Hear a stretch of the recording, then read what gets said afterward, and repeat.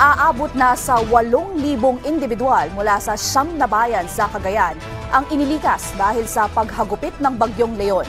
Ayon kay Cagayan PDRRMO Rueli Rapsing, nananatili pa ring sapat ang stockpile ng family food packs at non-food items ng mga LGU para tugunan ang pangangailangan ng evacuees. Sinabi rin ng opisyal na posibleng pauwiin na ang mga ito ngayong gabi kung magtuloy-tuloy na gumanda ang lagay ng panahon sa probinsya. Patuloy rin ang isinasagawang Rapid Damage Needs Assessment sa mga apektadong lugar para alamin ang naging pinsala sa infrastruktura.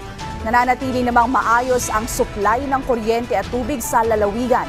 Dahil sinalantar ang Cagayan ng Bagyong Julian, Christine at Leon, nananawagan ngayon ang probinsya ng replenishment ng kanilang Quick Response Fund para makatugon sa kanilang recovery efforts.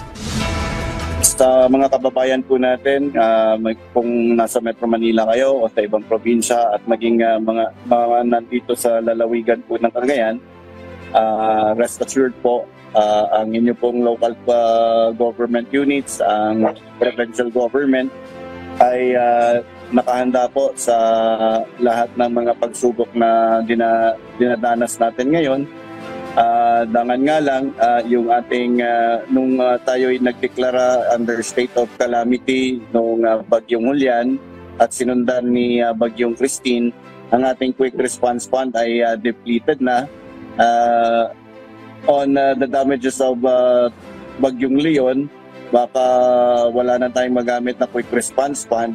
We will be requesting a replenishment from the NDRRMC for the replenishment of the Quick Response Fund.